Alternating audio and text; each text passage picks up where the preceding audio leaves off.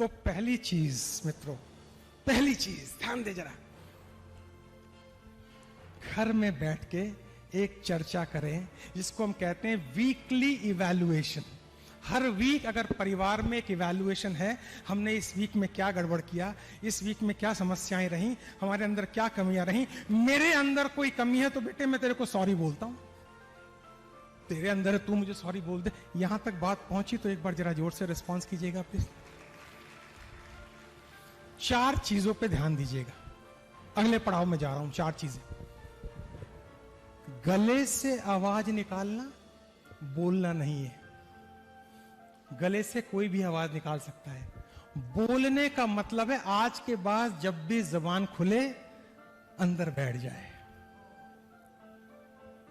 कि हंसो कि हंसना ही तो जिंदगी की शान है, कि हंसना ही इंसान की पहचान है, और तमाम मुश्किलों के बावजूद जो हंसे वही जिंदा दिल इंसान है। आवाज, आवाज ये ऐसे नहीं है, भगवान ने दिया है, ये मैजिक है। आप अगर फोन पे किसी को बस इतना बोल दें, कोई बात नहीं यार, मिल के बात करते हैं ना, बैठ के बात करते हैं। मैं आता हूं, आवाज के ऊपर आता हूं कि कैसे आप जो बोल रहे हैं वो सही बोल रहे हैं, लेकिन जिस तरीके से बोल रहे हैं अगर वो गड़बड़ हो गया तो मामला खत्म हो जाएगा। जीवन में एक बार दोस्तों किसी कारण से मेरी माताजी ने मेरी पत्नी को लेके कुछ कमेंट कर दिया था, एक ही बार जब शादी हुई। क्योंकि नेचुरली अब मेरे जैसे इंसान की लव मैरिज नहीं होगी तो किसकी होगी, तो उनको नहीं जमा, कुछ कमेंट कर दिया। उनके कॉलेज में गए थे स्पीच देने कलकत्ता में, तो सारे डेलीगेशन को टीका लगा रही थी। अब जो उन्होंने आर्टिस्टिक वे में एमए की थी ना, तो एमए वाले तो आर्टिस्टिक ही होते हैं थोड़ा। अब जो उन्होंने अंगूठे से टीका लगाया, मैंने कहा गया काम से, अब इसको लगाती रहे तू सारी जिंदगी। बस मन में सोचा, बोला नहीं। वाद विवाद प्रतियोगिता थी, वाद विवाद। हिंदी साहित्य की प्रगतिशील यात्रा में जयशंकर प्रसाद जी की कहानियां पीछे हैं, आज भी टॉपिक याद है, आज भी याद है, क्योंकि शादी का दिन था। जैसे ही प्रतियोगिता से बाहर निकला, मैंने उनको बोला, हेलो एक्सक्यूज मी मैडम, आपने जो टीका लगाया है रक्षाबंधन पे ना बहन ने लगाया है और शादी मेरी हुई नहीं है, क्या ये टीका लगाना जारी रख सकती हैं आप? तो उन्होंने कहा किस संदर्भ में आप कह रहे हैं? मैंने कहा बहन का तो सवाल ही पैदा नहीं है, 3 है मेरे पास उन्हें इस पर चर्चा करके फायदा नहीं है। तो आप समझ रही हैं संदर्भ। फिर वो थोड़ा, उनको लगा ये थोड़ा निठल्ला व्यक्ति है, उछल कूद करने वाला, वाहियात। उन्होंने 2-4 शब्द मुझे कुछ कह दिए। मैंने कहा शब्दों पर ध्यान दें, मुझे नहीं पता था इस टीका के अंदर इतना भयंकर काला नाग छुपा हुआ है। उन्होंने जब शब्द इस्तेमाल किए, माफ करना गलती हो गई, आज के बाद कभी मुलाकात नहीं होगी। उनको चोट लगी इस बात। फिर 1 महीना बाद मिल गई सेंट जेवियर्स कॉलेज में, वो जालान गर्ल्स कॉलेज में पढ़ती थी, सामने बैठी हुई थी। मैं तो हर कॉलेज में डिबेटर था, और जब डिबेट करके नीचे आया तो कहती एक्सक्यूज मी, माफ करें, क्षमा करें, मैं समझ नहीं पाई थी। मैंने कहा टीका लगाना जारी रखो, अपन ठीक कर लेंगे, इसमें क्या दिक्कत, अपन तो सेल्समैन आदमी है, गुस्सा आता नहीं अपने को, गुस्सा भाड़ में जाए। तो मेरे घर जब वो आई तो मेरी मम्मी को स्वीकार नहीं थी। मैं आपको अपने घर की एक छोटी सी कहानी बता रहा हूं, कोई ट्रेनर नहीं बताएगा। उन्होंने मेरी वाइफ के कैरेक्टर को लेकर कुछ प्रश्न चिन्ह खड़े कर दिए। मेरा उनसे विनम्र निवेदन और जवाब ये था, पैर पकड़ते हुए, मम्मी मेरे कैरेक्टर पे आप 4 शब्द कह लोगी, स्वीकार कर लूंगा, क्योंकि इतना अच्छा नहीं है।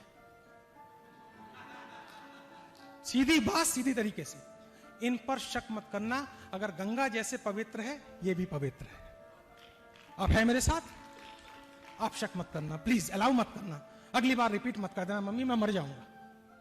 1996 की ये घटना है दोस्तों, उसके बाद कभी रिपीट नहीं। हमें परिवार के स्टैंडर्ड सेट करने पड़ेंगे, हमें परिवार का मुखिया होने के नाते स्टैंडर्ड सेट करने पड़ेंगे। हमारे परिवार में गाली गलौज नहीं चलेगी। किस तरह की कुछ परिवारों में गालियों का माहौल रहता है, उस पर चर्चा करने की आवश्यकता नहीं है, थोड़ा जोर से यस बोलिएगा। और फिर हम कहते हैं मेरा बच्चा बिगड़ गया। माफ करें, कैसे बिगड़ता है मैं दिखाता हूं आपको। घंटी बजी, बच्चे ने फोन उठाया, 3 साल का, हेलो अंकल। बेटे पापा को फोन देना, पापा ने पैसे ले रखे हैं, आज पेमेंट करनी है। Okay uncle.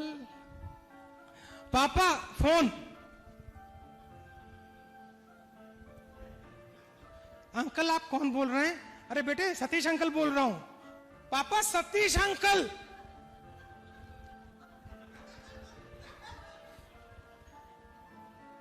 अंकल पापा ने बोला वो नहीं है। सही बोला या गलत बोला बच्चे ने? सच बोला। मैं होता तो उसको बहुत पप्पियां देता, क्योंकि अभी तक सच अंदर बैठा है, झूठ सीखा नहीं है। थोड़ा जोर से बोलेंगे जरा। पापा नहीं करते हैं ऐसा। फोन खींचा, कान पे, दो इधर दो उधर। सतीश जी ये सब फेसबुक की वजह से हो रहा है, इंस्टाग्राम की वजह से हो रहा है। पूरी की पूरी औलाद बिगड़ रही है। बदतमीज। ओ, यानी हर बार पापा को सच नहीं बताना है, अब घोटाला शुरू करना है। ट्रेनिंग कहां मिली? माफ करें, अन्यथा नाले ट्रेनिंग नहीं मिल गई थी। मेरे साथ हैं आप? ट्रेनिंग मिल गई थी। पापा कहते बेटा बिल्कुल आ रहा हूं, तू पकड़। सतीश जी बताएं। भाई साहब थोड़ा टाइम लगेगा, अभी अरेंज कर रहा हूं। बच्चा सीख रहा है, सीधी बात सीधी तरीके से करनी चाहिए। थोड़ा रिस्पॉन्स करेंगे, मुझे बड़ा अच्छा लगेगा। सीधी बात, टाइम लगे। बच्चे ने सीख लिया कि पापा स्ट्रेट फॉरवर्ड है, चीजों को सीधा रखते, इधर उधर लारा लप्पा नहीं करते, चीजों को स्ट्रेट रखते हैं। पापा मम्मी को रेस्पेक्टफुली ट्रीट करते हैं। मुझे भी वाइफ को रेस्पेक्टफुली ट्रीट करना है, या वाइफ मम्मी पापा को रेस्पेक्टफुली ट्रीट करती है। पापा लेट आ रहे हैं। मैंने अपनी पूरी जिंदगी में अपनी माताजी को बासी खाना सर्व करते हुए नहीं देखा, मैं जितना जानता हूं। चाहे वो 11:30 बजे फादर आए, 12, और जितनी भी माताएं बैठी हुई हैं वो भी ये फॉलो करती हूं, क्योंकि बासी खाना आप किसी को दे ही नहीं सकते। थोड़ा रिस्पॉन्स करें आप जरा जोर से। को 12 बजे भी जाएंगे तो वो तेल वाला स्टोव हुआ करता था, अपने पास उतने पैसे नहीं हुआ करते, वो तवे पे मम्मी बना रही है। तो एक दिन मैंने बोला, जब मैं ट्रेनर बन गया, मम्मी तुमने 25 साल सेवा की, मेरी 20, तुम कभी डिप्रेशन में आई? मैं अपनी मम्मी से पूछा, मैं अपनी मम्मी से बहुत कुछ सीखा हूं। तो मेरी मम्मी ने बोला होता क्या है डिप्रेशन, देना पड़ता है या लेना पड़ता है? मैंने कहा मम्मी डिप्रेशन मतलब चिंता। बोले बेटे अगर किसी को देनी है तो बता। फादर की डेथ मेरी हुई जब मेरी 20 साल की उम्र थी।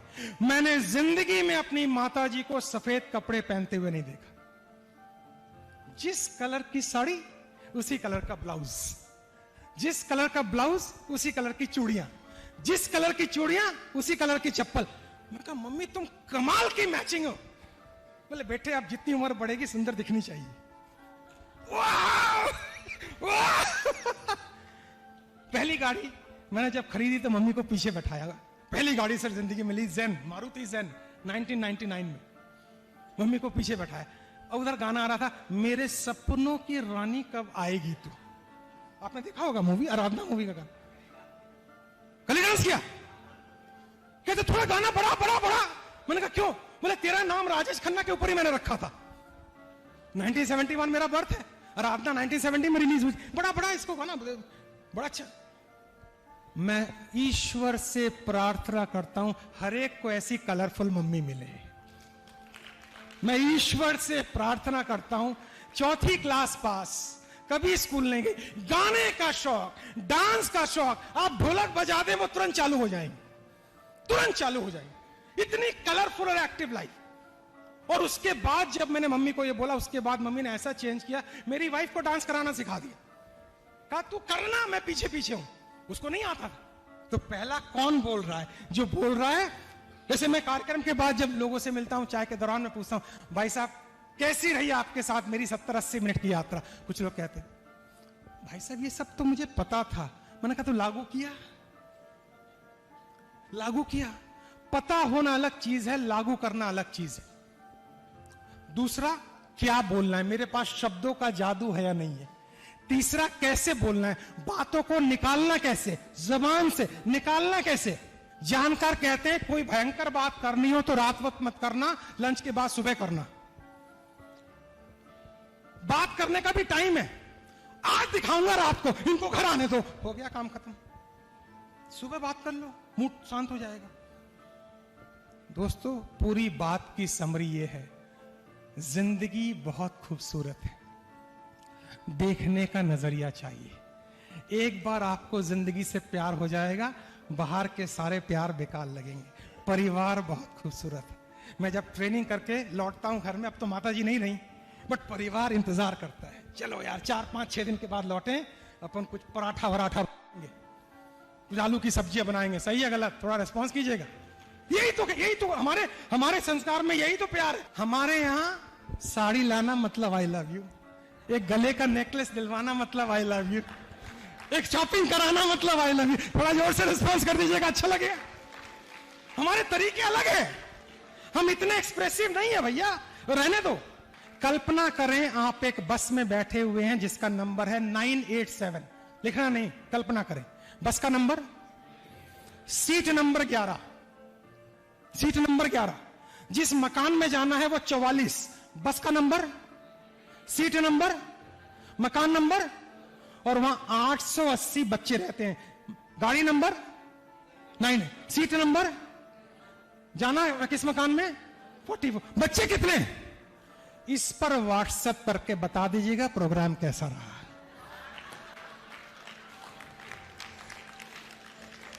सितारों को आंखों में महफूज कर लो, हर तरफ रात ही रात होगी, मुसाफिर हो तुम भी, मुसाफिर हैं हम भी, ईश्वर ने चाहा तो जल्दी मुलाकात होगी। एक तालियों के साथ थैंक यू वेरी मच।